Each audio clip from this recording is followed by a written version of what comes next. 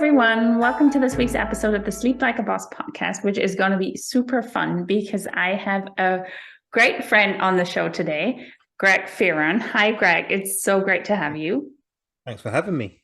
Yes, it's going to be an awesome episode. And Greg is based in the UK. He is a weight loss coach, which I know we just talked about it. You're not a big fan of that term, and we're going to go into why that is. But I think to frame it for everybody right now, to start the conversation, that might be a good starting point in terms of describing what you do. And you support women in their 40s and 50s mostly to help feel amazing. And you have this great tagline on LinkedIn, I believe it is, to help us melt back into the dresses that we used to fit in. And yeah, before you introduce yourself, maybe just a quick framing. Why do I have a weight loss coach on the Sleep podcast? It's multiple reasons. One, I see a lot of clients, women specifically, who struggle with weight loss when they come. They come for sleep, but they're like, you know what? Also, I've really gained weight over the past whatever many months or years. It could be from the last pregnancy, could be through perimenopause, menopause, whatever it might be, that just won't drop. So I thought it'd be great to have you and talk about that. And from my understanding, and also from having talked to you, from your understanding, weight loss isn't, as sleep, not a one thing. It's not we're restricting calories or we're just doing super sleep hygiene and that will fix all our problems on the weight loss or the sleep side. There is a bigger picture to that. And that's why you're here today, to help us get some clarity on that and dive into that from a weight loss perspective. And I'm super excited. So maybe kind of walk us a little bit through your journey. Why are you a weight loss coach for women in their 40s and 50s? And how did this all come about? That's a great question.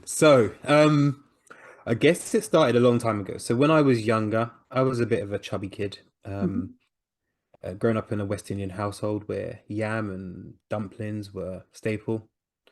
And then at about 11 or 12, I was able to get into sport. And for some reason, I don't know what happened. I had the ability to run fast and I was coordinated. I don't know what happened.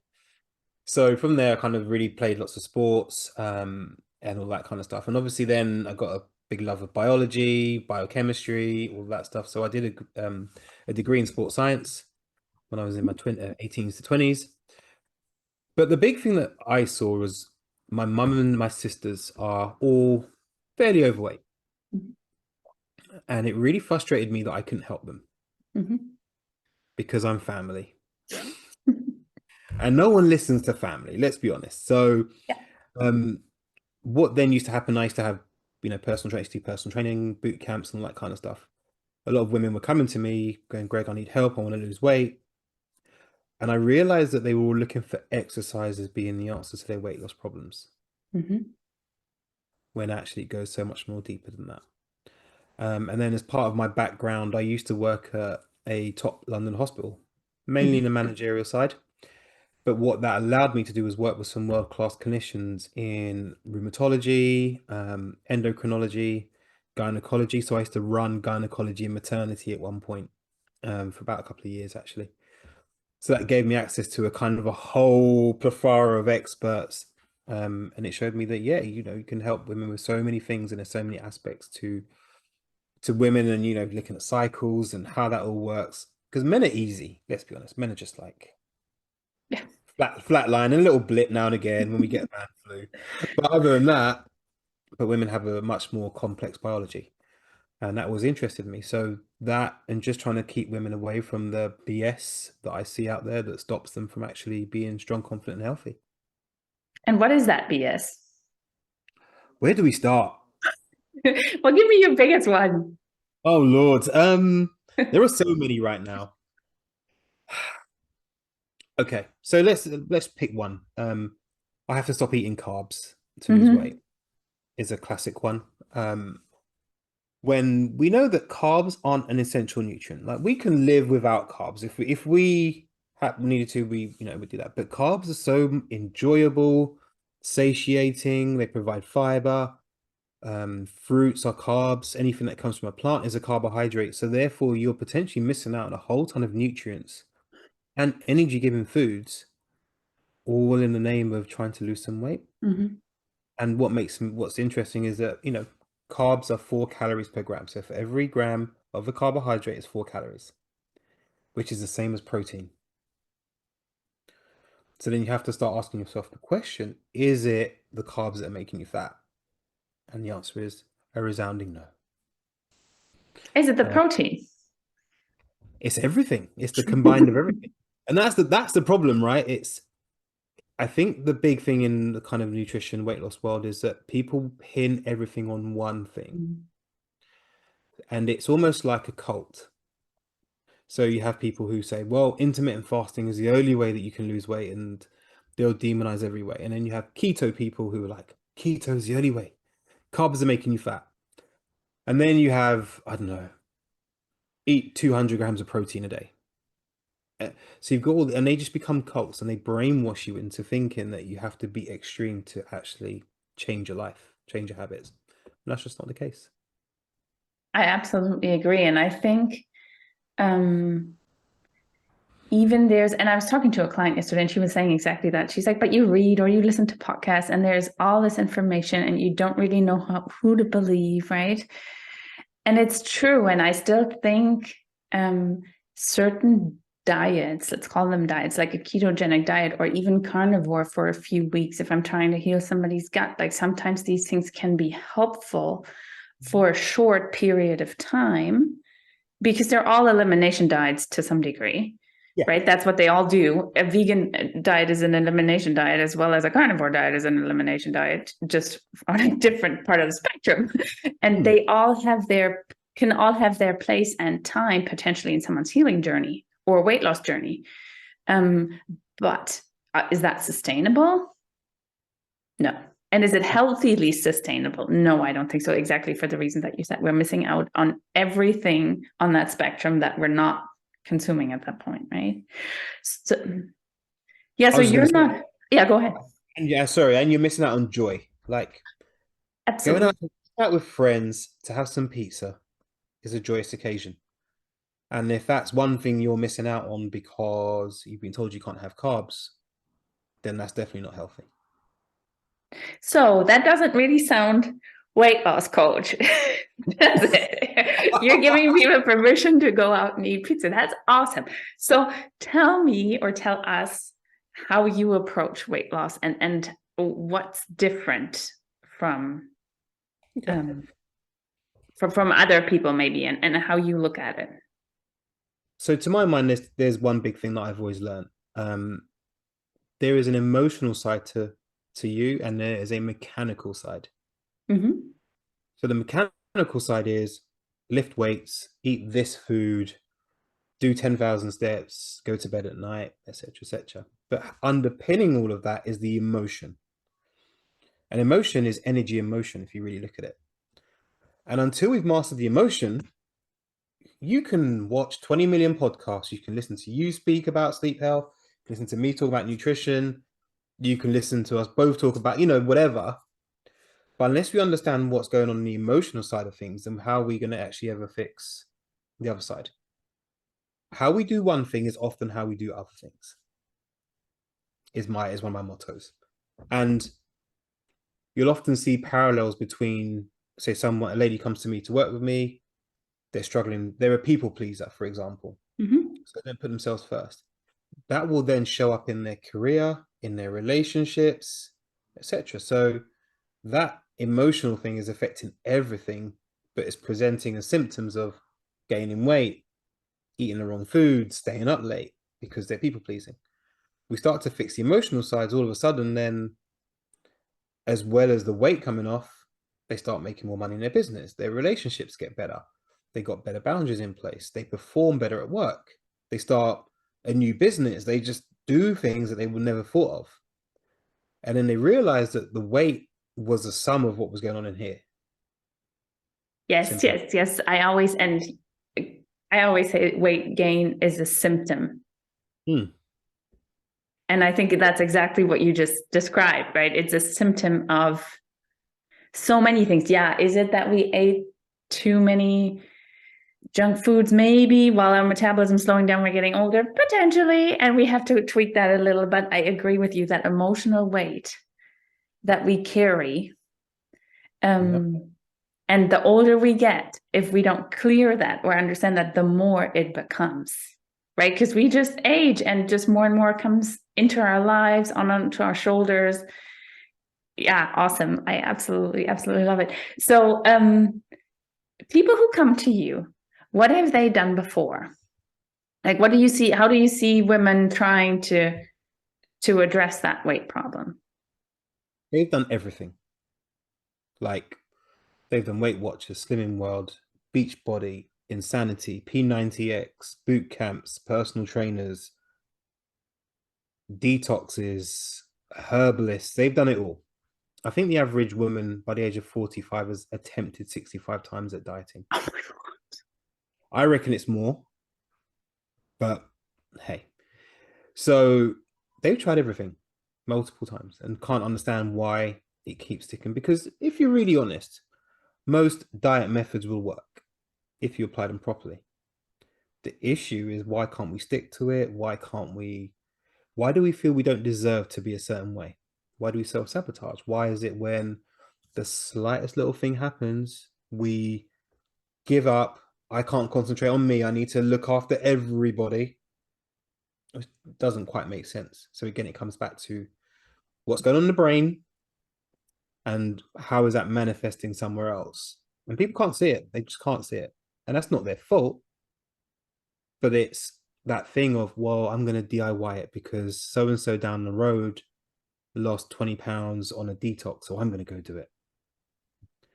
And we know that the people that do things alone like that, the success rate is very, very small. Talk about that. Talk about a bit about, because that's a motivational thing, right? People try this. It's like, it's New Year's. That's the classic, right? I'm going to lose 15 pounds this year. They start and come whatever many weeks later, maybe 3 pounds are gone, but that's kind of it. So there's a number of things that I see. One is often things that have happened in childhood. So, being told they're overweight, undeserving, not a good person while they're children. That happens again in relationships at teenage years, happens in work, etc., etc. And they don't think they deserve to be happy and healthy. So you'll hear it. People say, I'm a people pleaser. Oh, I'm a fixer. And I'm like, well, no, you're not. You're a human being. But what's happened is, and this is a really big thing for everybody, what happens is this: we create stories in our brain. Our brain is a wonderful, that's why we love stories, right? So if I said, and I'm going to use an example, that there was a massive accident down the high street, the noise went kaboom, the building started to shake, that's a story. The fact was, there was a car crash, which sounds very boring. Our brains will create stories. So what will happen is, you will be told that you weren't good enough for something by a parent or someone you respect and love. You carry that, and you'll develop this story that you don't deserve to be happy and healthy. You don't deserve to be fit. You're not good enough to be fit. You don't have the discipline or the motivation to be fit. So I'm just going to keep doing what I'm doing, even though you're not happy. And you know what? It's so interesting that you say that, because with sleep, in a lot of cases, it's a similar pattern. It's that we self-sabotage constantly, and it shows up in different ways for different people, right? It's and we're hindering, we're hindering ourselves with that so much without knowing. And that is exactly like you're saying, that you can read as many self-help books and you can do as many YouTube workout videos. It will always, or read sleep guides, like it will always work for a little while, probably, because you're feeling that you're doing something. Could even be a placebo, and placebo is great if it works. Yeah. But then longer term, like you said, and then something comes, and why do I drop everything and chase after everybody, try to help the world? Because that trigger, right, to that emotion is still there. And if we don't understand it, and if we haven't learned to manage it or react to it, it will always fall back into that pattern. Every time. Every time. And, our brain is very fearful. So if you've been overweight for a long time, and this has been an interesting one that's come up quite often, where women have felt objectified sexually, possibly. So they gain weight. So then they're not noticeable to the opposite sex. Oh, wow. Mm-hmm. So they'll eat more, not exercise. Eventually something happens that says, do you know what? I need to do something. But they can't understand why they can't get over that first 3 weeks. But the brain is saying, well, we don't want to look attractive anymore because what happened when we were attractive was this story. Now, something bad could have happened for sure. But the brain will build it up and build it up and build it up when actually this is what happened. When you really listen to it, I like to call this the explain it to the judge. So I'll get a client to talk to me and I'll say, right, in a court of law, 95% of what you just said would be dismissed. Tell me the facts. And when they say it, they're like, oh, that's what happened. So now you can see how the story has made you live a certain way when actually it was a fact and you just created this big story that created this outcome. Does that make sense? Absolutely. And that is really powerful. I think if somebody experienced it, like that is, if you think how much that has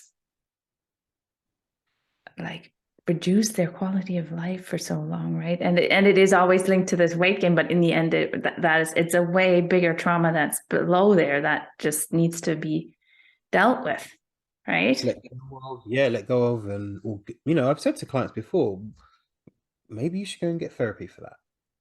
We can still work on this other stuff, but now we've found the lock. You have the key in your hand. You can either keep it or you can go and say, do you know what? I'm going to work on it and let it go.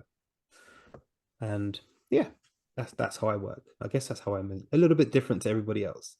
Awesome. And I love it that it's so, well, you have that background, you have that understanding on how the body works, and you have that mindset piece that you help people with. You actually coach them. You don't make them do 25 squats 4 times in a row and that's it, and restrict their calories, right? You do it completely different. Yes, of course, there's physical activity in there. Of course, there's nutrition assessment, and you're going to guide people on that. But these key things on, and correct me if I'm wrong, but that's kind of how I see these Beachbody things and stuff.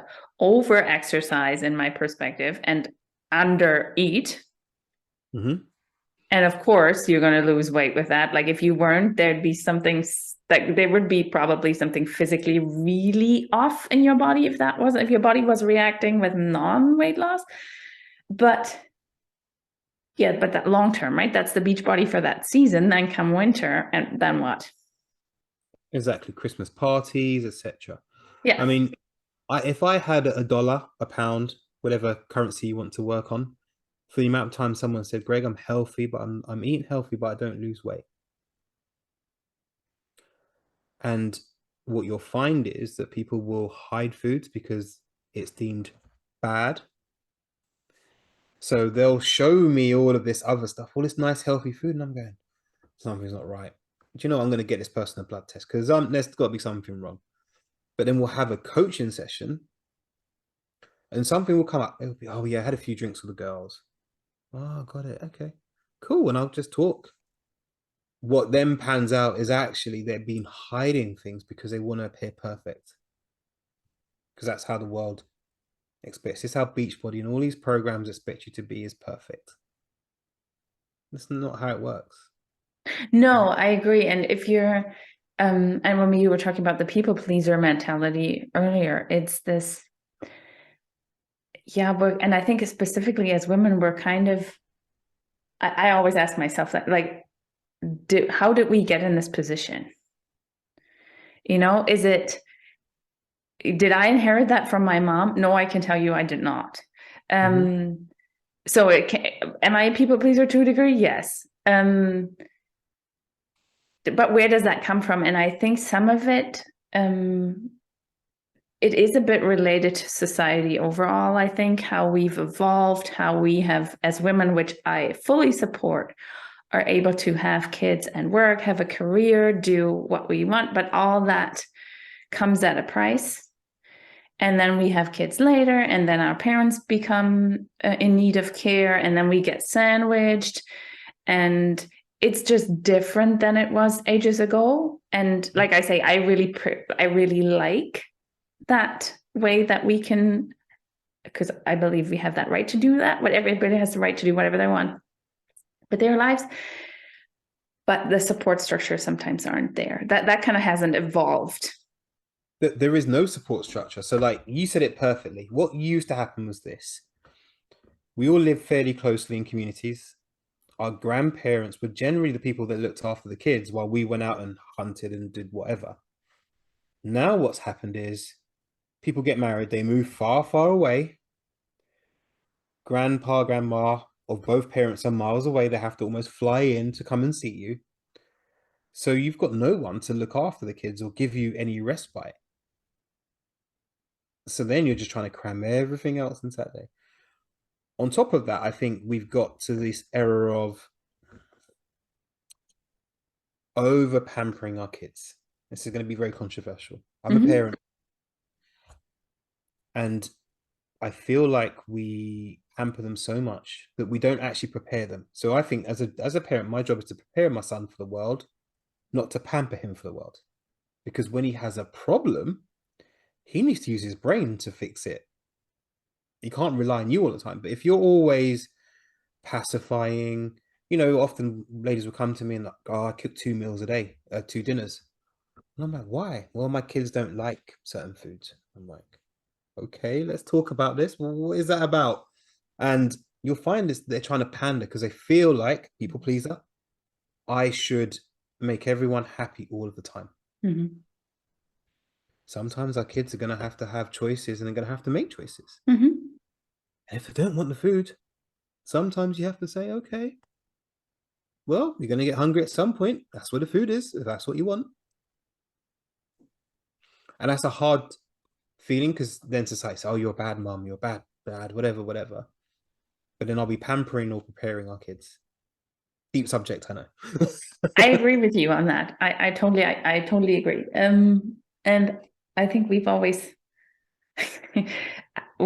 tried to not be like that, but we were reflecting on it the other day too, and it's like, yeah, you know what? Compared to how I grew up, if I take that as a reference, totally different. Like, yeah, we weren't driven anywhere. It's like, oh, you want to go play badminton? Like, that's 10 kilometers away. Get on your bike and ride there. It's going to take you half an hour to get there. It's going to take you half an hour back, and you have an hour and a half badminton in between. We don't have time to drive you there, which was also true. It was not, we don't want to drive you there, but it was also like, no, you just had to be so much more independent compared to, like, if I compare to my son right now, I can't judge other people, but if I compare that to my son, yeah, I totally agree with you. Well, there's this thing, right, isn't it, where when I take someone, I like to find out how much time they spend housework, doing all this kind of stuff. And then there's a bit which is traveling, and I'm like, what's that about? And the kids are doing 2 classes each on one night, another 2 classes on another night, another 3. I'm like, okay, hang on a minute. Whoa. Do your kids even like what they do? Have you had that conversation? Do you need to drive them everywhere? Often? I mean, America, Canada, maybe big places, you might, but I'd find in England, generally, the thing they want to do is down the road. I had to walk to track when I did it. I had to walk to football on a Sunday morning to go and do it. They came with me for the first few times, but after that, it's like, get on and get it done. So yeah, side topic, but I think it's important. Again, it's that, and that's again how we do one thing is how we do everything.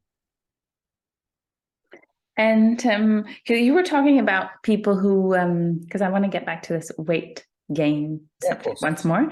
You were talking about people who've been like carrying this weight for longer periods of time, and that might be that big emotional component that is preventing them from actually dropping it because the body's holding it as a protective mechanism. can we go the other direction? Do you also, because you work with women in perimenopause and menopause, do you see women also who come and are like, I just, over the past 6 months, 1 year, whatever, I haven't changed anything, but I'm exploding and I don't know what's happening? Yes, so this comes up quite often. So what happens is this. It's very simple. So it's like it said, it's exactly the same. Greg, I don't know what's happened, but in the last 6 months, this stomach has just appeared. Mm-hmm. And I'm like, okay, cool. So we dig and we find out what's happened. And generally, as we get older, we got more sedentary. Now, we know that in perimenopause and menopause, there is a body composition shift. Okay, so the body will generally tend to put more fat cells towards the abdomen because that's the bit that's the most important for keeping warm, keeping protected. We know that. But when you question, so when you were 30, what were you doing? Oh, I was waitressing at night still. I just met someone, so we went out quite often. Okay, great. So what do you do now? Get in a car, go to work, drive back, sit at a desk all day, come back. Right. What happens is, and this is going to be, I'm not going to, I give some tough love. There becomes a learned helplessness. Greg, I can't lose weight. Mm-hmm. And I said, okay, so have you not ever lost weight in your life? Oh, well, I did when da da da. What did you do? Da da da da. I worked out. I did. Okay, so what are you doing now? Oh, yes, I see it. So yes, there is a hormonal component for sure. But if we're living in the insanity of, well, I'm just gonna, but like this, they can't see it. Like you said, it's that I can't see what I've changed or what hasn't changed. But it's only when you start to question and people go, oh, yes, I see it now. Yeah, and we kind of tend to, I think, in a lot of cases, also only look really at those 6 months, right? It's like, but I haven't changed anything. And yes, your body has changed, which is something you can maybe not see. You might feel it because there might be some funky symptoms coming up. But apart from that, you might not see that bird's eye view of actually taking that 10,000-foot view and looking at a bigger time span and kind of understand how things have changed. Yeah, exactly. And we have the same thing with sleep, where people are like, you know what, for the past 6 months, for some reason, I haven't slept. But if we kind of dig in, sometimes there's things that are way further back that have been triggered by something like your emotional story you were talking about that causes all these things, right? Well, on the sleep part, here's a classic for you. Oh, Greg, I'm just a really bad sleeper. Okay, cool. So talk me through your bedtime routine. Well, oh, and do you know what, Greg? My kids don't sleep. Okay, cool. Got it. Perfect. So what time do you go to sleep? Oh, about 11:30, 12. Got it. Who are your kids' heroes? Me. Got it. So if they see you go to bed at 11:30, 12 o'clock, what time will they want to go to bed? Um, the penny drops. It's like the light bulb moment. It's like the mic drop. I just let people marinate with that for a moment.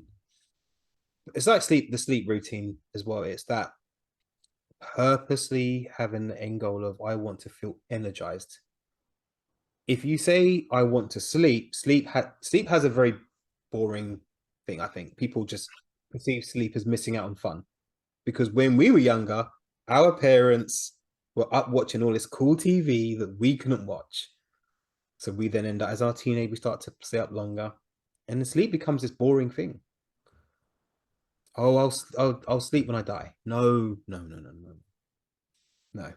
But why don't you feel right? I want to feel energized. If you're always feeling knackered, there's a good chance you don't sleep properly. Absolutely. And I think the other thing, and we talked about that on your show, is the coming back to the weight loss component. If you don't sleep, if that is what you're sacrificing,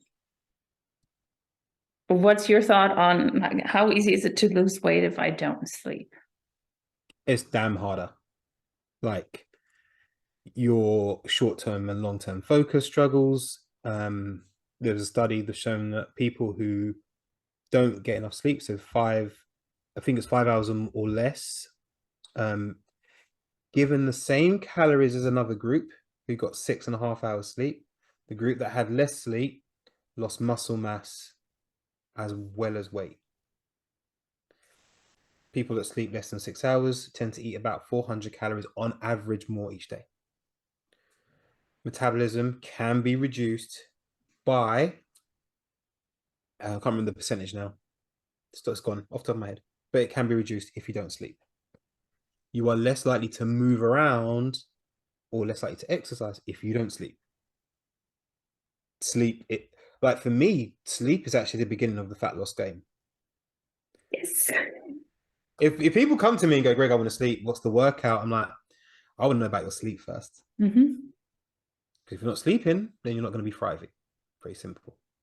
Yeah. And I think it's also sometimes I see it specifically with women when that weight comes on and they struggle with sleep, because that's what they come for, right? To us is but you know what? I need my 5K run 3-4 times a week because I need to decompress from the day, and this is how I free my brain. Or I'm actually training for half marathon or something. I'm like, but you're not recovered. Like, if you're not sleeping, you're also never going to lose that. I think those are the points where you might not lose the weight. You can run that 5K, but your body is under so much stress and panic. Like, that's almost panic mode, not even survival. That's like, I need to hold on to whatever I've got because she's running 5K and she's burning all this stuff and I'm not. Well, every calorie that comes in is going to be like stored where it can be stored. Well, what happens is if you think about it, because that's more energy. So the body's like, well, hang on a minute. Let me become more efficient at producing oxygen to run. So you're using less calories when you run. You're so knackered because you've just done this big run and you're trying to eat like a sparrow and you're sleeping poorly, that come 9 o'clock, there's about 800 calories of biscuits gone down your throat. Or that, yeah. And you're like, and you won't even think about it because you're so tired. And then you just rinse and repeat. No. So I think starting with activity is not the best way. Let's look at sleep first. Let's look at your stress, look at your daily movement, and then look at how your nutrition actually looks like. We can talk about exercise later. And I think that's where I'm slightly different. Like, I can geek out about exercise. Exercise is fantastic. I love it. Kettlebells, Kung Fu, you name it, I'll do it.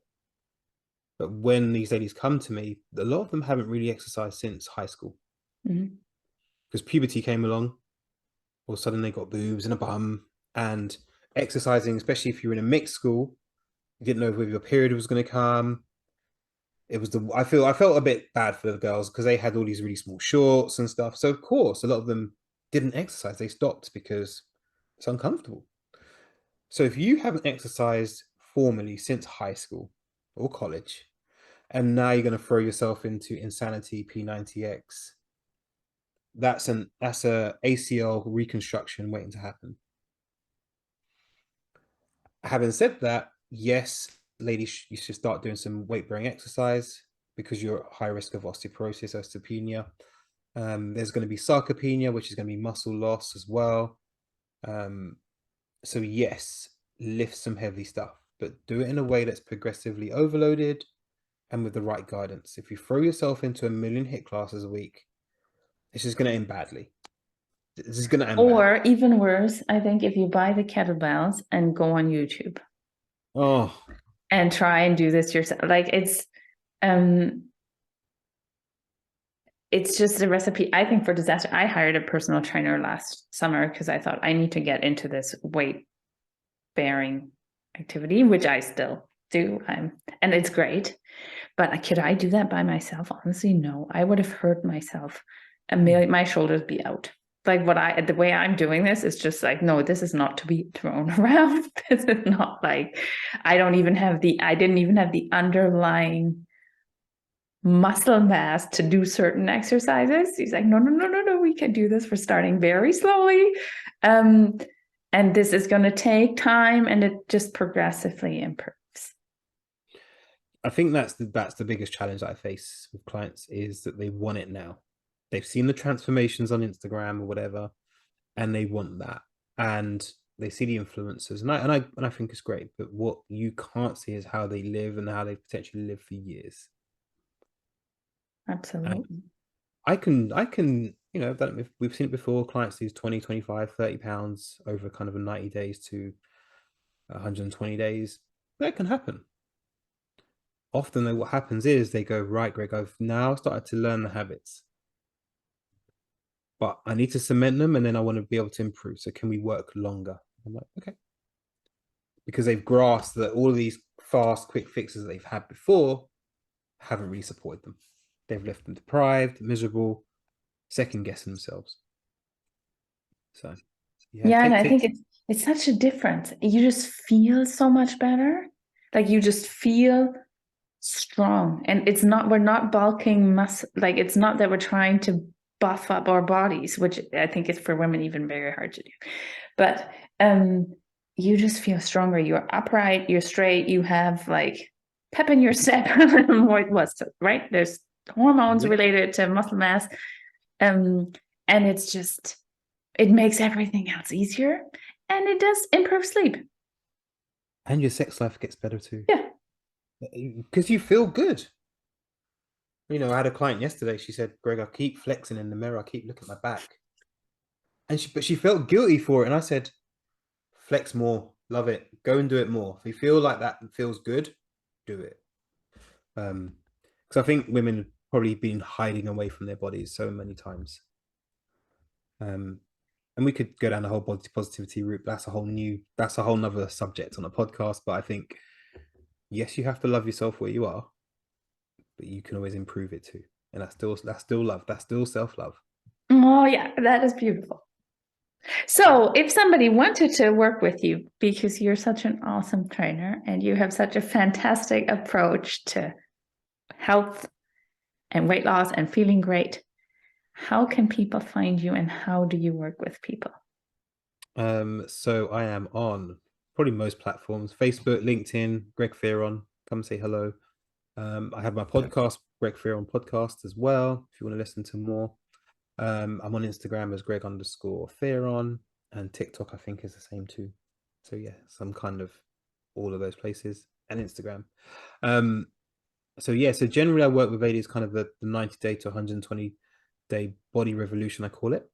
There is a one-to-one version where you work one-to-one with me, or there is a group version where you have awesome ladies in the same pool as you who want to achieve the same things, and I'll put together your workouts, your nutrition.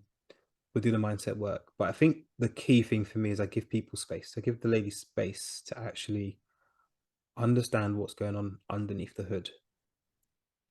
We can geek out and get all sexy with the protein and nutrients and the right way to train and stuff, which is all fantastic and important part of the pie. But like I've said throughout this, if we don't understand what's going on in your head, then you're always going to struggle. And I'll leave with one bit if you don't mind. Ladies, what's the dream? Because if we're always trying to run away from pain, I need to lose weight, I need to, I don't know, not be a size, whatever, then you're always going to be running away from pain and you always get back to the pain. So what's the dream that's going to pull you forward all the time? If you start doing that, start working out what the dream is, you'll probably start making better choices towards that dream. Yes, thank you. My pleasure. It was absolutely awesome. Ladies, go check Greg out. We will put all the social media links in the show notes as usual. And I just want to add one thing. You are not only working with people in the UK. Nope. Anywhere in the world. Yeah. You work because it's online where you're working with people internationally, right? Yeah. Wherever they are, we can help. Because I don't need to stand over you and make you do burpees. It doesn't work. We've all tried that before. So maybe it's time to try something different. Awesome. Thank you so much. It was an absolute pleasure. Thank you for having me. And everybody go check Greg's things out. His social media is also very entertaining. It's awesome. And we'll see you next time.